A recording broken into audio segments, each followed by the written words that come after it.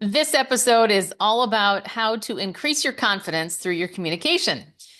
First thing that we're going to talk about is the confidence cocktail. I don't know about you, but I hope you had some libations and whether they're alcoholic or not for the holidays. I personally don't drink much alcohol. I just don't enjoy it. I kind of wish that I did, but I really don't. So all that to say, no alcohol required for this one. And specifically, what we're going to look at is this signature framework that I came up with to help you become an even more confident communicator. So, picture a martini glass, or frankly, picture any cocktail of your choice. Picture the glass for a moment. And I want to talk about how we get to the cocktail. And then we're going to break down the components. So, essentially, just to bottom line it for you, my goal is for every person on the planet to overcome self-doubt and to increase their confidence and become a clear, compelling, and credible communicator. That is the core components of leading up to the confidence cocktail, or rather, what's in the glass. So, as you're drinking that cocktail, that's what it is. And there are 8 ingredients, shaken, not stirred, that you put together to create that clear, compelling, and credible communication. And then at the base of the glass is a surprise that's coming. So it's a little bit challenging sometimes to picture these things without a visual. So that's why I want to say picture your favorite cocktail glass and imagine drinking that. Everybody could use some or fewer of the ingredients depending upon your preference, depending upon your needs and your tastes. So let me tell you the components, and I'm going to give you a tip for each one of those components. And then throughout the year, this year, 2025, we'll be talking about these components a little bit more. This was officially trademarked last year, folks, and I realized I didn't talk about it that much, but I talk about it with potential clients, and that is how we walk through this. By the way, if you have not heard of or taken the self-assessment for the confidence cocktail to determine where you fall on a scale of 1 to 10 with each of these, please do. You can go to the show notes here, and I will have that for you to click. So you can go and take it yourself and see how you'd rate yourself. And then see where the chips fall after that. And then you can decide, okay, what are the areas that I really want to and need potentially to work on? But what are also the areas where you want to celebrate? Okay, so picture that glass, imagine the result. You're a clear, compelling, incredible communicator. How do you get there?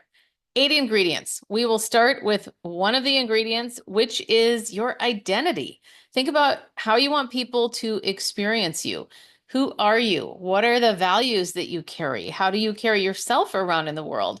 And one of the exercises that I would offer for you is to actually go to a website anywhere. You can go to Brene Brown's website. Actually, she's got a great one, and find a list of values. And maybe you don't even need this, but this is an exercise I often do with teams. So, by the way, if you are a leader and you're looking for someone to facilitate a team offsite, I would love to talk with you more. This is one of the exercises that I do. So, you have a list of values, start by picking 10, and it can be challenging to pick even 10. And then from there, pick 5, and then see if you can narrow it down to 3. Now, it doesn't mean that these are the values that are permanently tattooed on your body.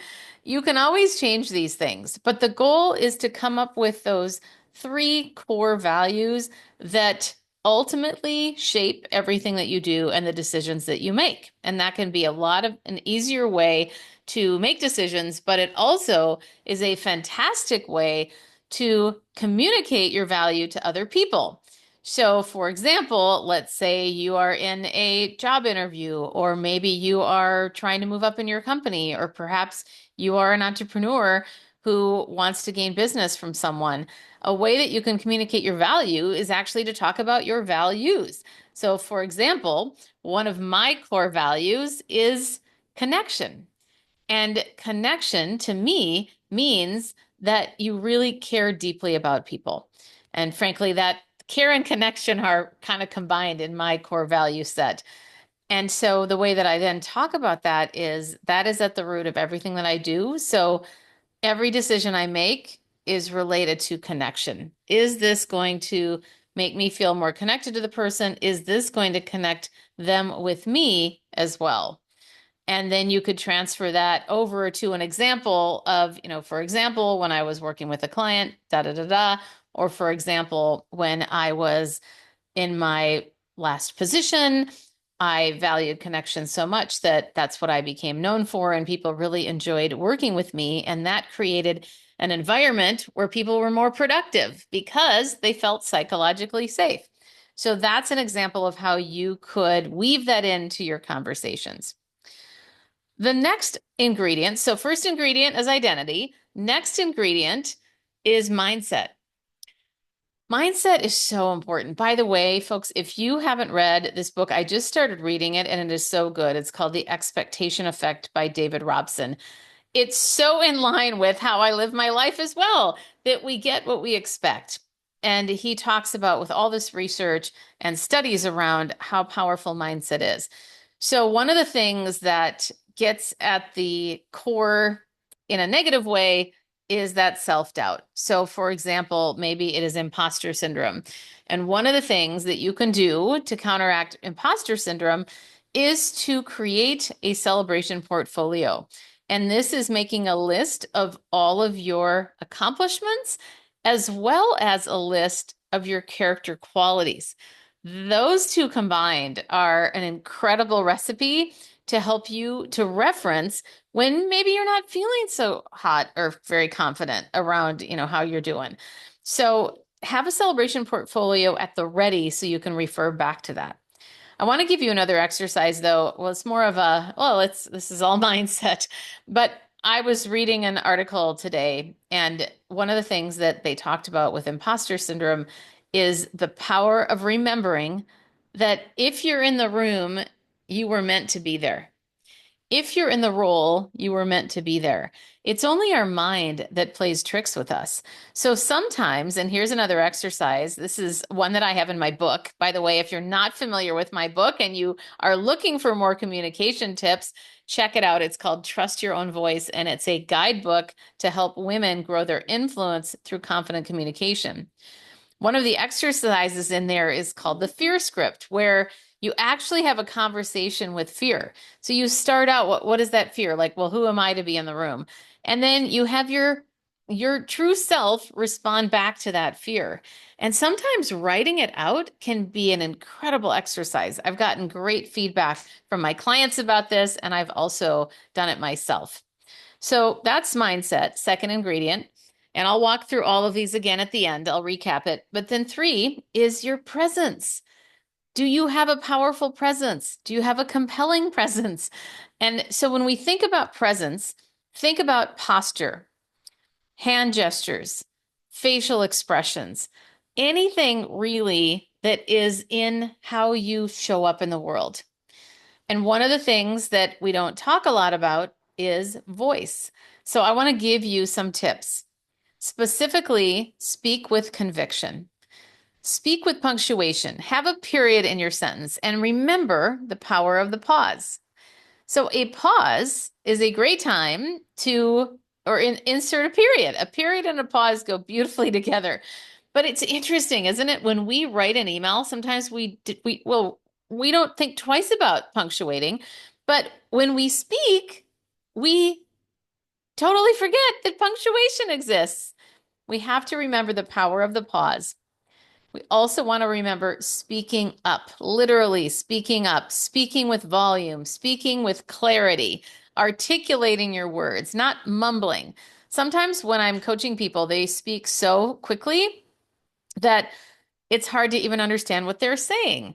And people are going to tune out if if it's not easy to listen to them.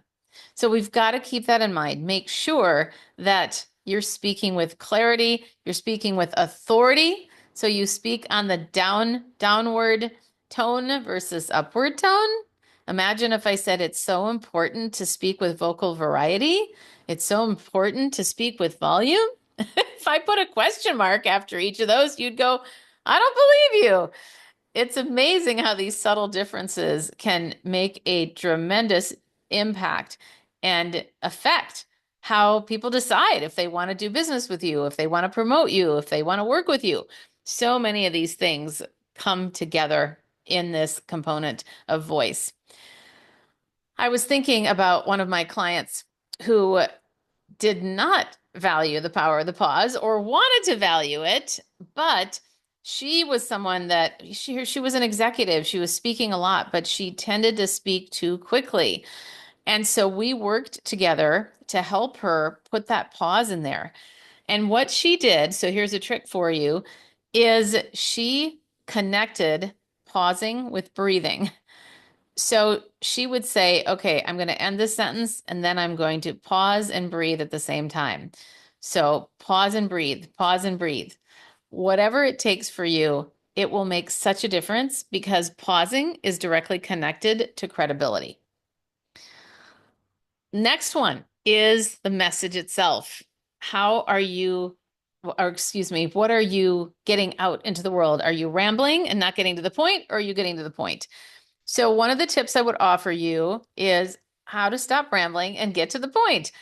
And it's called BLUF, bottom line up front. It is from the US military. So bottom line up front means that you have the bottom line at the beginning of your email and the subject line, or at the very beginning of your talk, if you're delivering a talk or a message. Now, I do want to say that even though there's a time and a place, so you want to make sure that if you're doing a talk, I just want to interject here to say that if you're doing a talk on stage or a presentation, you always want to start with something that's attention grabbing, like a story or a fun fact or a data point. So when I say immediately state the bottom line up front, I don't mean it's the absolute first thing out of your sentence, out of your mouth, but it should be the second for sure. So if you tell a story, then jump straight into that's why da da da da da.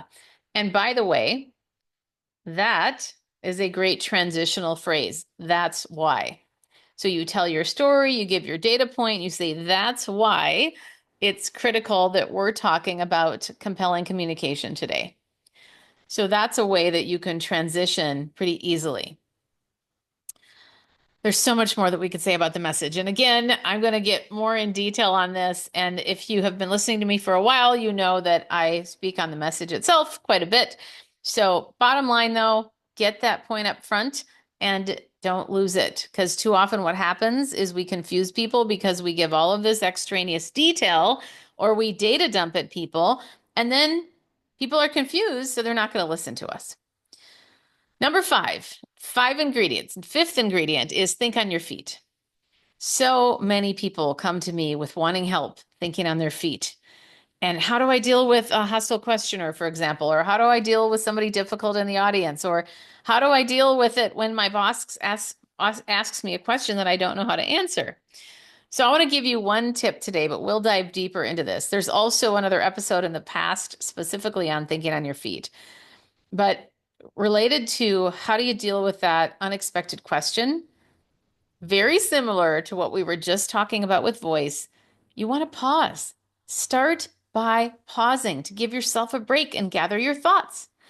That is a tremendous technique related to thinking on your feet. The other thing is, whatever you say it with conviction. So if, for example, your boss asks you a question, you don't know how to answer it, just say, I don't know, but I will get back to you.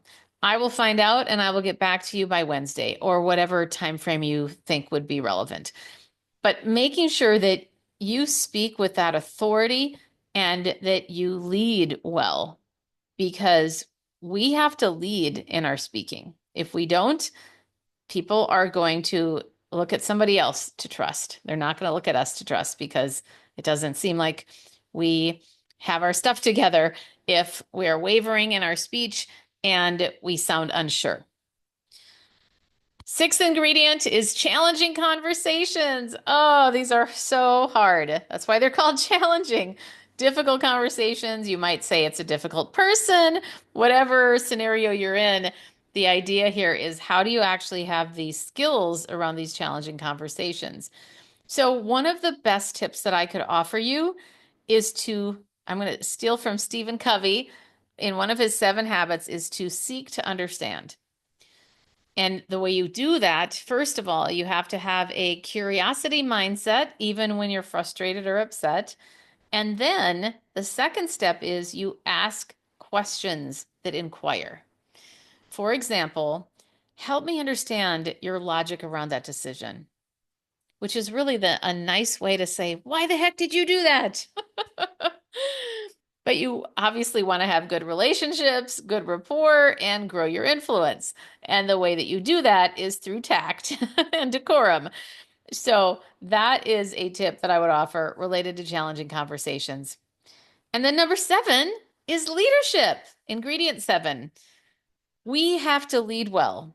And one of the things that I would think about for all of us in leadership is to have a servant leadership mindset or just aura about you. And what that looks like is imagining that you are serving the people that you are leading.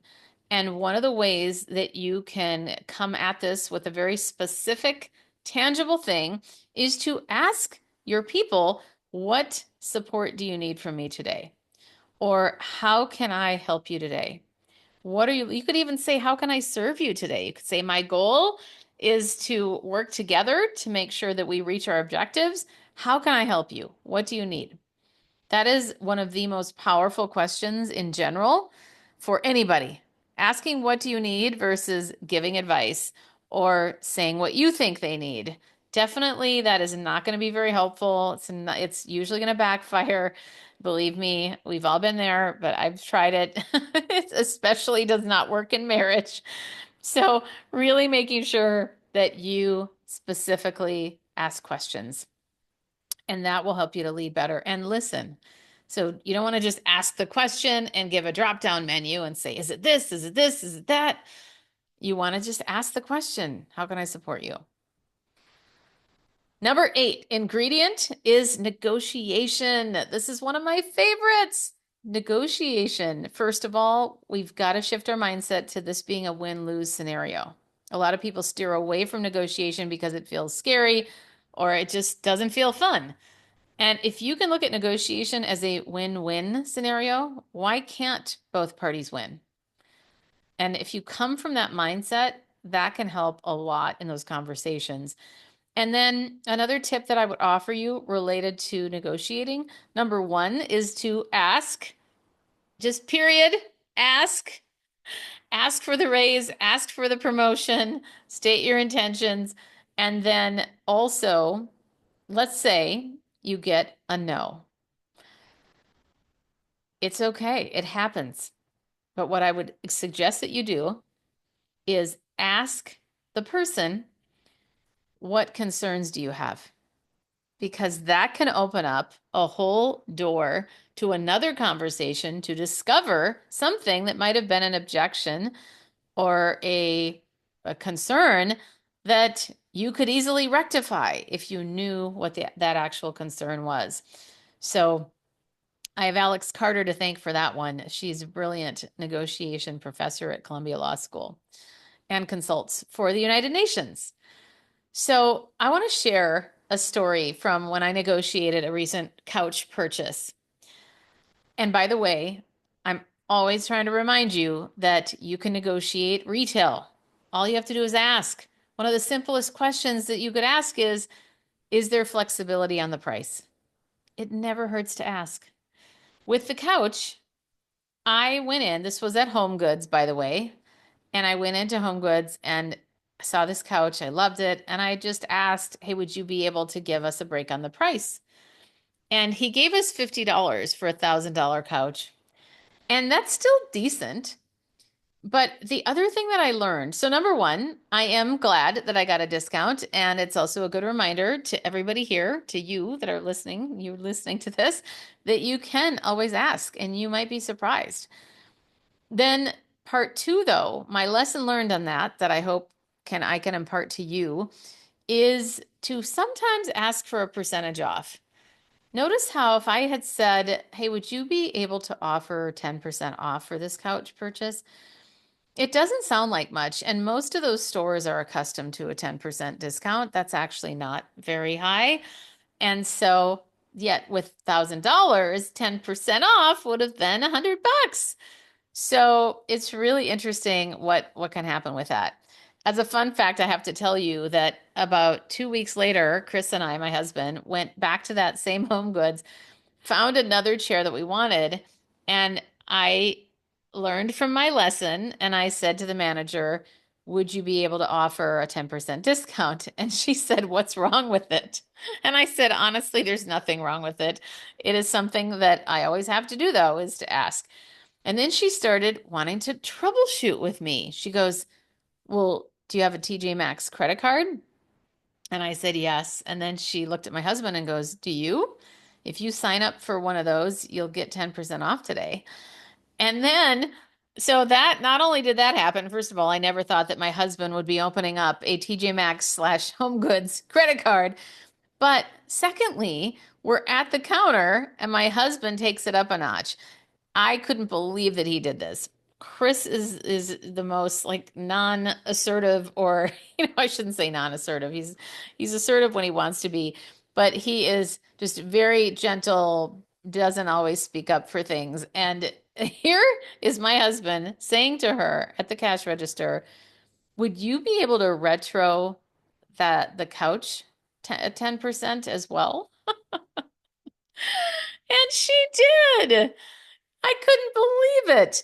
So I did end up then getting that $100 off from the couch. Oh my goodness, so funny.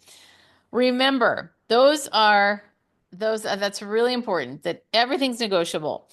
Let's go back through these ingredients because I want to tell you the most critical ingredient that we have to start with once we're or not once we're at those eight. That if you picture, go back to the glass, the cocktail glass in the glass on like in the glass itself or on the edges there are clear, compelling, credible communication. And that's what makes the confidence cocktail when you put these eight ingredients shaken, not stirred. But the key ingredient in the base of the glass, folks, is courage. We have to activate our courage to be able to do these things. And you are activating your courage every day, I am sure. This is a reminder that we need to be intentional if we want to come across with that clear, compelling, and credible communication. So, again, starting with courage at the base of that glass, and then the eight ingredients are your identity, your mindset, your presence, your message, thinking on your feet, challenging conversations, leadership, and negotiation. Pick one of those to work on. And by the way, if you want to work on any of these with me individually, or you're interested in being part of my mastermind called the Powerhouse, I would love to have you, or at least let's have a conversation. It depends if you're a fit for the group and also if you think it's a fit. But I would love to talk with you about that. That's mostly for senior vice president and above to executive women that meet twice a month. And the whole goal is to speak with more power, authority, negotiate well, and all in all, have other like-minded women together with you to talk and essentially connect because leadership is truly a lonely place to be. And it's hard sometimes for those of you managing teams, heads of companies, it's hard to have a safe space to be able to talk to people about these things. So that's what the Powerhouse is all about, collective wisdom from an amazing group of women and executive coaching. And also, if you happen to know of anybody, maybe it's you, who wants to have an executive team offsite, or you know of a women's conference that you think I would be a great fit for, I would absolutely love to be referred to that because I'm always looking for new business and new people to impact because we've got to reach those 10 million women to eradicate self-doubt in. All right, folks, have a wonderful and confident day. Enjoy your confidence cocktail.